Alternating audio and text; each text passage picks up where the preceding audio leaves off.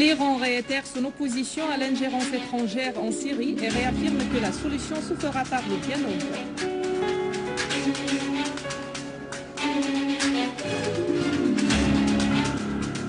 La judaïsation et la colonisation encerclent Al-Quds et la poursuite des arrestations des Palestiniens en Cisjordanie.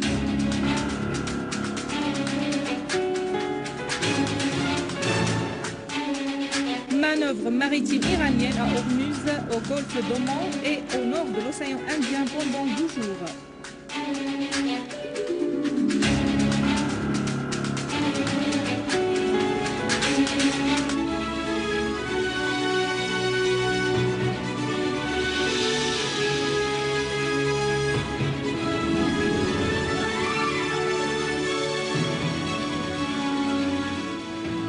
Mesdames et messieurs, bon après-midi et merci d'être avec nous.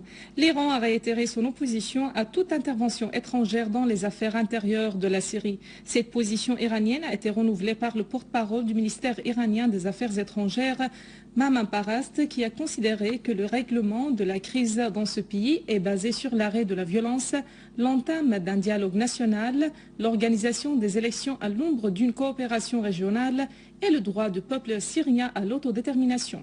Il a appelé à cet effet les pays de la région à être vigilants et attentifs devant les plans des pays occidentaux. L'ambassadeur russe au Liban, Alexandre Zaspikin, a déclaré que la Russie refuse toute atteinte politique à la souveraineté de la Syrie ou toute ingérence dans ses affaires intérieures. Zaspikin a assuré qu'il faut appliquer l'entente de Genève entre la Russie et les États-Unis en faveur d'une solution politique et d'un dialogue national global entre le gouvernement et l'opposition syrienne sans conditions préalables. Au cours d'un entretien diffusé par la chaîne Russia Today, Zaspikin a précisé que c'est l'opposition qui entrave le dialogue national global. Il a de même appelé la communauté internationale à isoler les partisans de l'action armée du reste des formations d'opposition. La poursuite de l'armement des groupes terroristes en Syrie aura pour résultat d'embraser l'ensemble de la région de Proche-Orient, a conclu l'ambassadeur russe au Liban. Le professeur indien Bhim Singh, chef du parti indien Partner, président du Conseil de solidarité indo-arabe, a affirmé que l'administration américaine d'Obama incite l'OTAN à intervenir en Syrie via la Turquie et œuvre pour y provoquer la violence pour satisfaire l'entité sioniste. Dans un communiqué du parti publié aujourd'hui, Singh a souligné que la politique du président américain Barack Obama à l'égard du Moyen-Orient vise, comme celle de ses prédécesseuses, à détruire les pays arabes. Singh a incité le Premier ministre indien à intervenir en Syrie comme en Palestine pour raffermir la justice internationale, la paix et la sécurité. Mohammad Shahid Khan, chef du commissariat international des droits de l'homme au Pakistan, a souligné l'importance du dialogue pour régler la crise en Syrie, affirmant que le peuple syrien est le seul qui puisse décider de sa direction sans aucun diktat des pays occidentaux. Lors d'une rencontre hier à Damas avec Nizar Skef, bâtonnier des avocats, Khan a indiqué que le peuple syrien rejette la violence, ajoutant que c'est le terrorisme qui frappe la Syrie. Ces événements ressemblent à ceux qui sévissent actuellement dans son pays, le Pakistan, et qui est financé par des puissances régionales et internationales. Khan a de même appelé tout le monde à se rendre en Syrie pour s'informer de près sur ce qui se passe dans ce pays.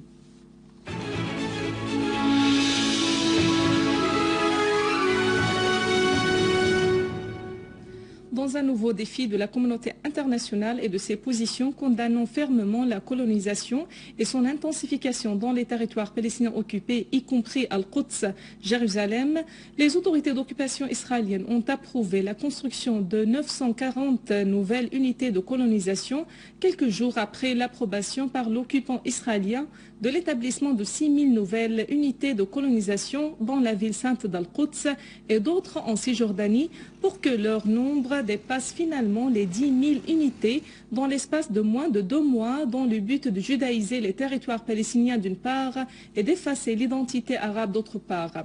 Dans un autre contexte, les autorités d'occupation israéliennes ont poursuivi leurs opérations de ratissage et d'assaut sur nombre de localités et villes de la Cisjordanie où 5 Palestiniens ont été arrêtés à Naplouse et Toul-Karm. Le ministre égyptien des Télécommunications et de la Technologie de l'Information, Hani Mahmoud, a présenté sa démission du gouvernement égyptien de son pays. Il a précisé qu'il n'a pas réussi à s'adapter avec les conditions de travail dans l'actuelle complexité de la situation politique régnant dans son pays. Il a précisé avoir accepté ce poste pour servir l'Égypte et avoir démissionné de même pour l'intérêt public.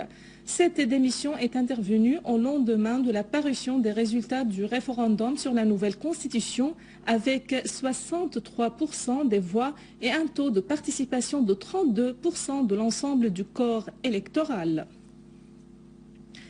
Le commandant de la marine iranienne, l'amiral Habibullah Sayari, a déclaré que son pays entamera les manœuvres à l'Wilaya 91 le 28 du mois en cours. Ces exercices dureront 6 jours dans le détroit d'Ormuz, le golfe d'Oman et au nord de l'océan Indien. Dans une conférence de presse tenue hier à Téhéran, l'amiral Sayari a précisé que les forces étrangères ne seront pas autorisées de se manifester dans les zones de ces manœuvres. Il a expliqué que les forces iraniennes seront présentes dans les eaux internationales et ne pénétreront pas dans les eaux territoriales des pays voisins. Il a aussi ajouté que plusieurs bâtiments du groupe 33 de la marine iranienne, de même que des hélicoptères et de drones, participeront aux manœuvres à l'Wilaya 91. D'autre part, le cuirassé Jamran et d'autres bâtiments accompagneront les pétroliers iraniens au cours de ces manœuvres. Le Conseil des ministres sous la présidence de M. Wael Al-Halaqi, président du Conseil, a adressé ses meilleurs vœux pour les fêtes de Pâques et de Nouvel An à toutes les communautés chrétiennes et aux autres fils de la patrie, souhaitant que le bien et la paix dans toutes les régions du pays. Al-Halaqi a aussi souligné que le gouvernement fait tout son possible pour éliminer les difficultés et les obstacles devant les citoyens pour qu'ils puissent acquérir ses besoins en matière de première nécessité.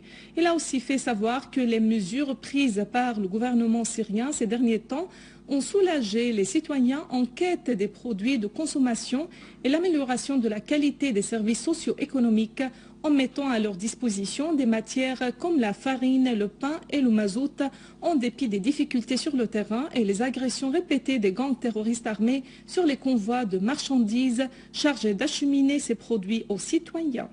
Mesdames et messieurs, c'est la fin de notre édition. Pour la revoir, visitez notre site web syrienonline.sy. Merci à vous, merci à toute l'équipe de rédaction et de technique. Au revoir.